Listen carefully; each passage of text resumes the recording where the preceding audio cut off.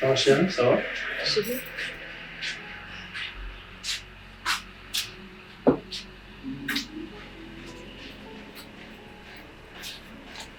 Bravo. Amor. Allez.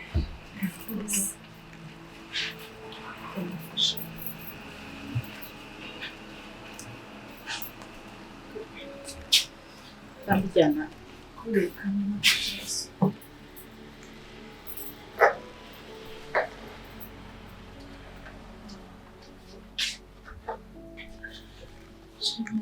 Umeze neza. Uri umeze ute se?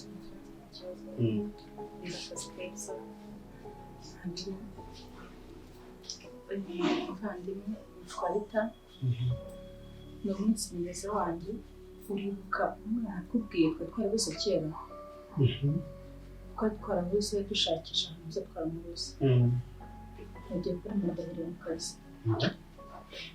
iyo coincidence c'est umva nanjye byantuguye byancanze nabuze icyo akoze ntamuzi twahuye turaganira bisanzwe ntabwo nari muzi bivuga ko yahindutse ariko nyine haje kuzamo ikibazo twahuye ari mu bihe bitoroshye ambwira ubuzima arimo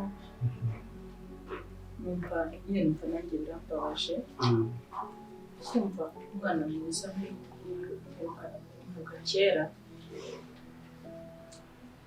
adafite ahantu ho kuba ari mu buzima butoroshye mubwira yuko yaza mu rugo tukabana ikibazo sinzi nimba wowe wenda biri kubangamira kandi umugore ko yafashe icyemezo ntabanje ko nakubwira akaba yaza mu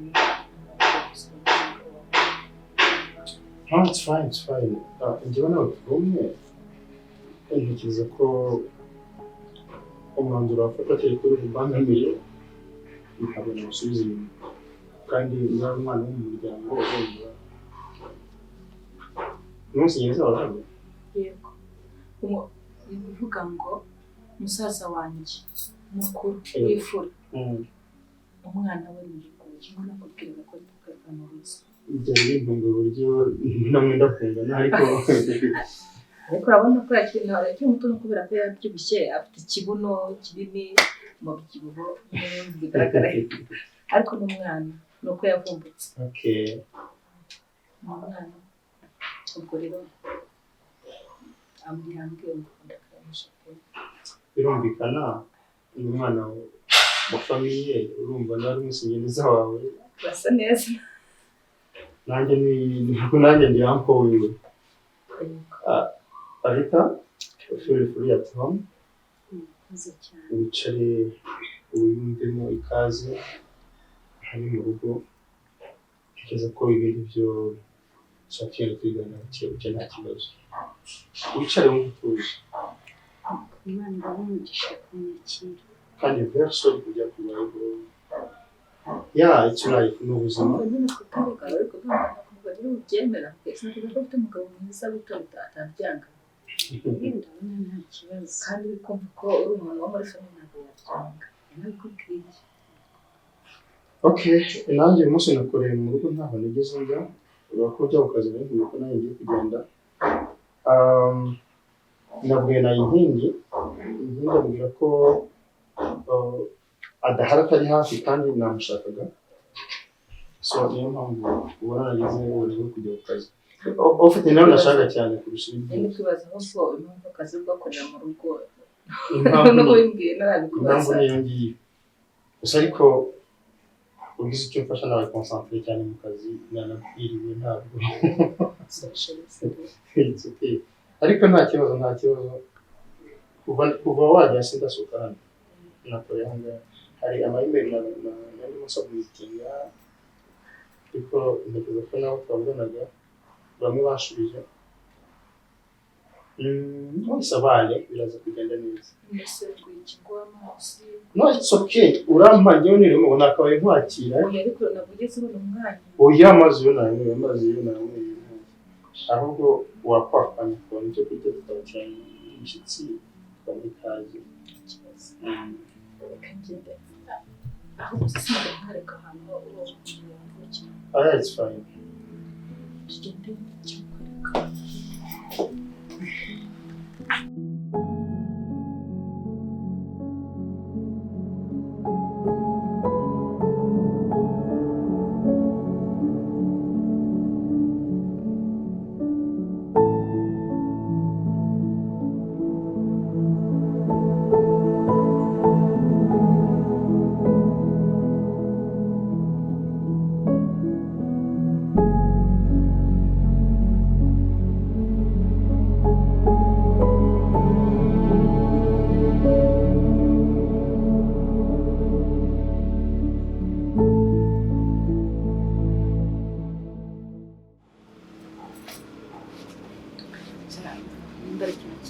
Cyanshimishije ni ukuba nongeye kubona famiye, umuntu muri famiye twabuze.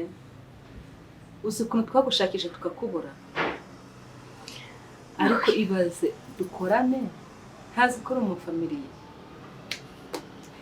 Nanjye byarantunguye kivuga si uyu muntu ko mba mbona ntazi, ngo nyine nkabona uracecetse nanjye ntiturize. Rero ikintu umaze kubona cyo amaraso buriya ni mabi. Ari ukuntu ushobora guhura n'umuntu mu nzira, mu kazi se, ahandi hantu ukumva uramukunze, ariko nyine buriya haba hari impamvu cyane pe. Ariko wumve ko wageze mu muryango.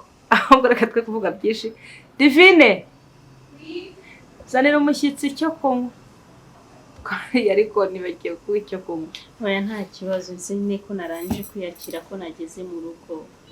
Njyewe nzanira amazi n'indi banywa. Nagize n'inyota nabyiha. Oya nawe usaka uri umushyitsi ariko nta kibazo.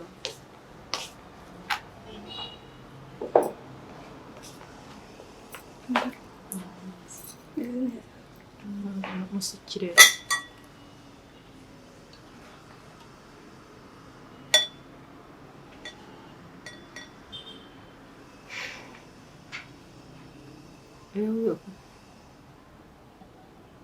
Rekera wishyiranisha.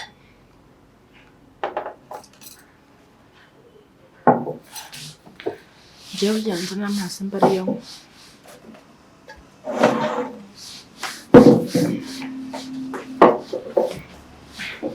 Oya wishyiramo nyinshi rega ntabwo ari byanjye ibintu byorera. Umva. Y'amasana aha ngaha wapi kabisa. Abisona. Bwira rero. Sishaka kubwira iki gusa Imana iguha umugisha ntabwo ushobora kumva uburyo nari ndemerewe. Ese ubwo urumva nawe kwemera kujya mu cyaro koko urumva ibintu bishoboka? Nakumenye. N'abantu benshi barahindutse. Nuko natekerezaga yuko wanyakira no mu rugo. Oya nkubwire Imana n'umugisha umugabo wawe nabonye atabyakiriye nabi. Oya shaka nkubwize ukuri rero. Uravuga ngo Imana igukereje iragutegera. Ni ukuri ufite umugabo mwiza unkunda nawe ndamukunda. Kandi ni umuntu wumvikana, ntabwo ajya aremereza ibintu nka babandi ngo nimba wenda hari ikibazo ngo wenda ari nk'inyanza wifatiye, wenda ari nk'ikintu ushatse gukora wenda utamubwiye bitunguranye ngo ahite bigira intambara, akugireho nyine ibintu birebire. Yawe wapi kabisa. Numvaga nyine ari bimwe abagore baba bavugira abagabo babo ndibuza kanshwishwibuza, noneho nari kwerekera he. Ahubwo se ikintu nintekereje kari akazi wakaretse n'indi kwa stress nkabwira umugabo mukajya mukorana ukakihorera, kubera ko ubaye ukorana n'umugabo wanjye ukamuba hafi, ntekereza ngo turabana, ntekereza ko nta kibazo. ubu araba ari bwo akinyakira no mu rugo ajye no kumushyira mu kazi ke. Oya ntabwo hasaba wifata ntawe umugabo wanjye nagaruka ateye. Oya ni ukuvuga ngo nabimubwira kandi abizi ntabwo yabyanga, ahubwo ndi kwibaza ngo nimbimubwira ntabwo uzabyanga. Oya usukurikije ubuzima nari mbayemo na hahandi. Nta kibazo namubwira ku mushahara bazakongerera, ariko ukajya uzi si ikintu nshaka ni ugukorera ahantu wumva ko ari famiye, kuba uhakorera unahaba akazi ntekereza ko akakora neza.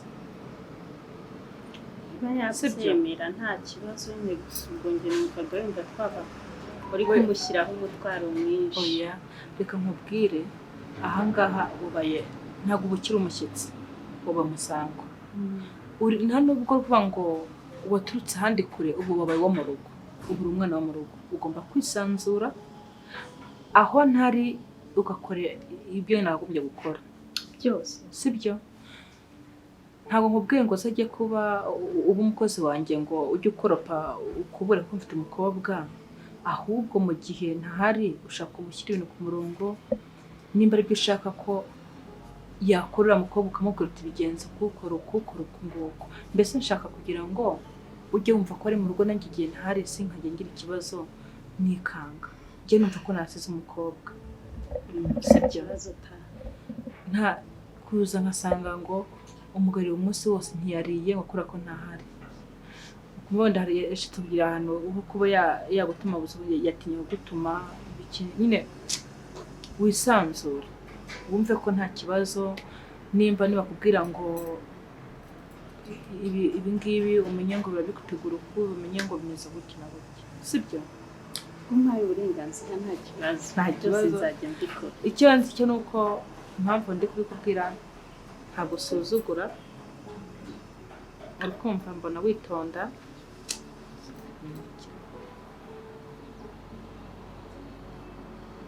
Ubwo ntekereza ko ni ukuntu mbona mwiruka kera, ndatekereza ntabwo wahindutse.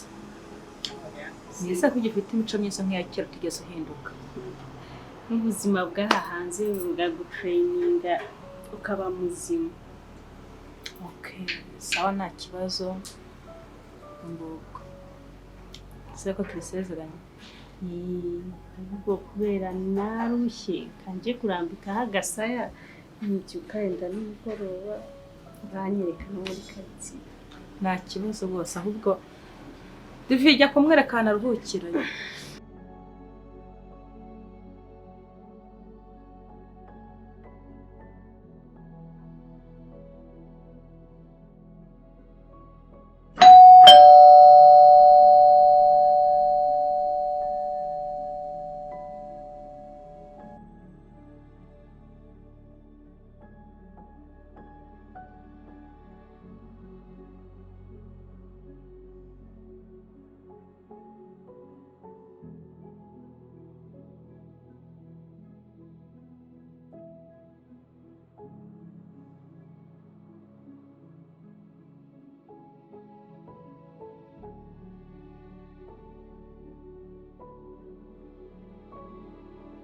Yeah. Wow, cool. Sim, está. Cheguei. Não tô chamando ele como. Suena kujyamo. Ntabona ko gukumba, sibona ko gukumbura ko. Uzikongereza kumamagara ngaheba. Aho nagire kare kujye akora akazi ariko. Nishimiye kongera guhura nawe. Mezitese. Isi neza. None se ubu rero urifashe rero utampamagaye rero. Sibwumva kuri bumbone. Amakuru yose nari nyafite umugabo wanjye yambwiye ko nyine utaratangira gukora wirirwa mu rugo. Rero wenda ubiruka kera. Ubu ndi gukora uretse kuvuga abandi. Ariko ndi gukora mu minsi. Isi munsi ni weekend ntabwo nakoze. Niyo mpamvu ukorera abandi. Kunzi ko umugabo wawe afite business, kuki udakorana nawe? Usa muterete. ubwo nyine niko yabishatse, ariko akazi nacyo kantwaye.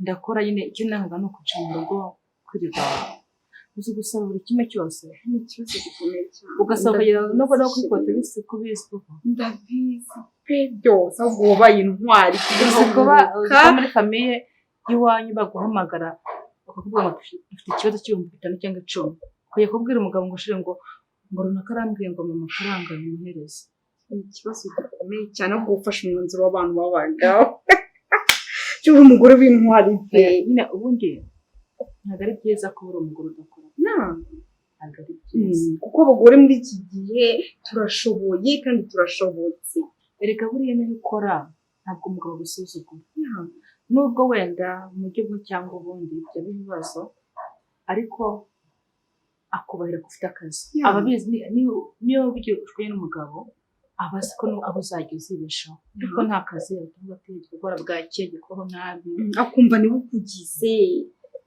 ariko nyine ariko wazatereta umugabo wawe mugakorana business iragenda cyane umugabo wanjye yambwiye ko business bakorana igenda cyane kandi mwakorana nta kibazo nyine nzamubwira nta kibazo uzamubwira kuko amakuru y'iminsi se wabaye mwiza cyane ubwo wese ko ndabibo ubunini bwiyongereye nanze ngo njyewe ndatuje umugabo wanjye amakeya bihagije manjye ndatuje pe twavuze byinshi nibagiwe kwakira basi nakoze nefana shaga nari mukumbuye cyane Divine Karame muzanira fanta yo kunywa okay amakuru y'iminsi amakuru ni meza ubwira ndi kubona ubyibushye cyane wowe byaciye se ko ndeba ntabwo biracamo ariko turacyategereje nyine ariko turasenga cyane twizeye Imana yonyine nyine izagera ngo ikore ikintu gikomeye cyane turacyategereje ibyo byiza reka ngufashe ntacyo twafashe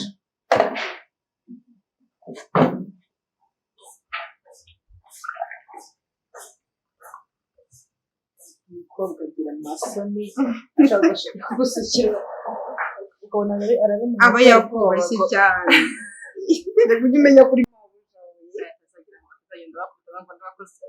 abakoresha kuri abakozi iyo mubwiye ngo wenda ngwino muri salo wenda umushyitsi wenda w'ikimutomo ushobora kumubaza izina ryiwe igihe yitwa Divine bakubwira ko yitwa Makurata cyangwa se ikindi kizina kindi ujye umutinyura amenyere mu rugo nibyo ni karibu waje nawe aje bite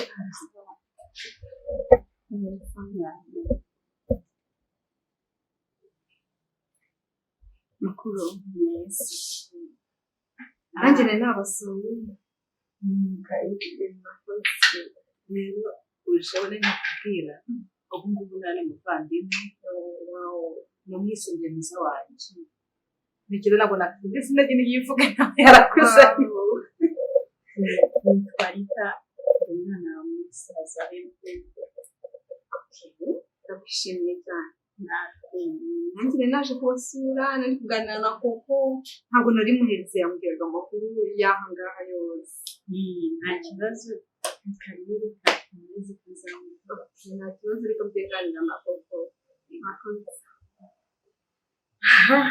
niba tugisigaye ntabwo tukiri babiri twabaye benshi ariko ntabwo si igikorwa cyiza wese nyine ntabwo turi tuziranye tumaze igihe sinumva ntigeze mbikubwira ko ari umwana wabuze muri famiye wumve ko nisanze mpura nawe neza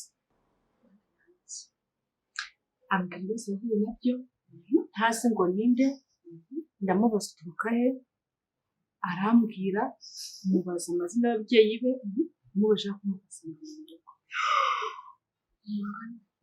noneho amahirwe yagize byabaye yaragiye kujya mu cyaro byamucanze bizamumakuru ndamubwira rero mumaze kumenya ndambwira ngo aho kugira ngo ujye mu cyaro utakazi wino mu rugo hanyuma tubane wumve ko byanabaye sinigeze mbona n'iminota 5 yo kuvugisha umugabo ngo basimusaba uruhushya kubera ko twahuye namumenye nyine ariko mvuga ko bigenze nyine byamubwiye ko tuzagaruka mu kazi n'ibikapu bifite agiye kutagenda. Ubwo naravuze ni umugabo wagiye yarakara yankubita yankorera iki ubwo nyine umunsi n'ufashe shaka uko ndumva ari long story rero umwana yikirwa ndamurwanya pe ndumva ari long story ubwo rero nanjye nasabye agahushya k'iminota mike ku kazi reka mbe ngiye ubu nari ko tugiye kwiribona none urancitse oya numvaga nkukumbuye umusore kurenza basi nzagaruka muri iyi minsi humura ndi hafi kubona agakonje nimara gufata agakonje nzahita ngaruka kugusura ako kuko nawe jya umpamagara sara ndarekeze umpamagara nawe noneho umenya amakuru yawe.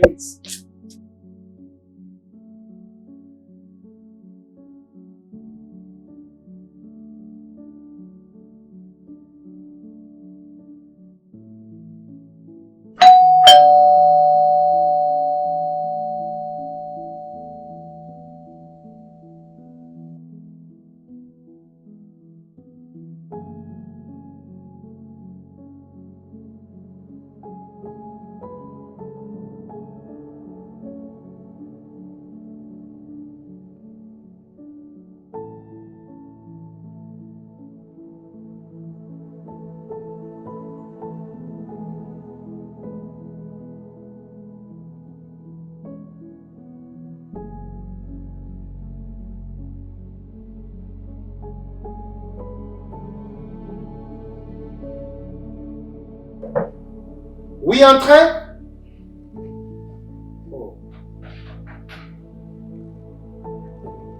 Oh.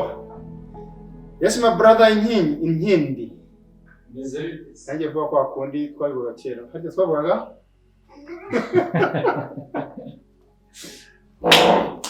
Ya bro. Meze neza. Siku nyingi bro. Karibu. Happy New Year too. Uzi ko nanjye gucikwa ngo mvuge ngo hariya twavuga ngo inkindi. Azire mu rurimi. Nabiretse. Amakuru kizi. Meze. Oh. Eba haracho utwonsi. Uzareka kwica ikinyarwanda rya. Haracho neza. Izo ni siringi zacu za kera. Aho bigeze ntabwo ari umuco.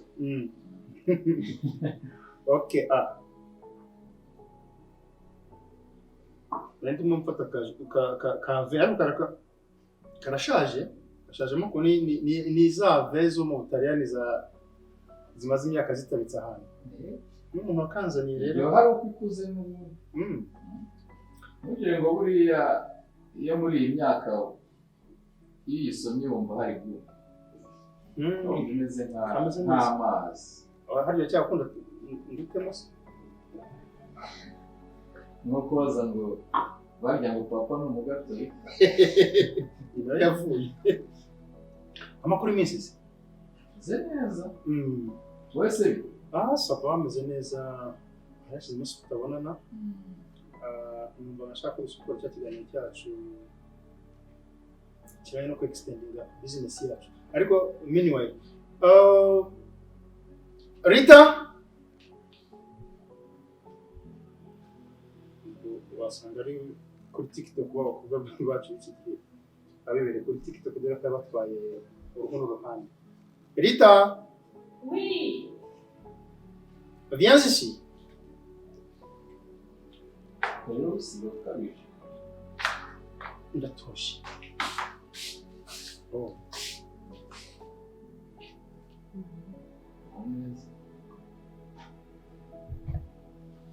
Rita, ça va?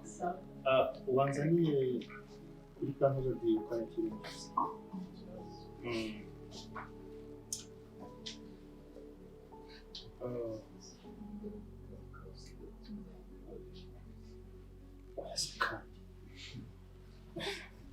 Uyu ni umusingizo w'amagambo.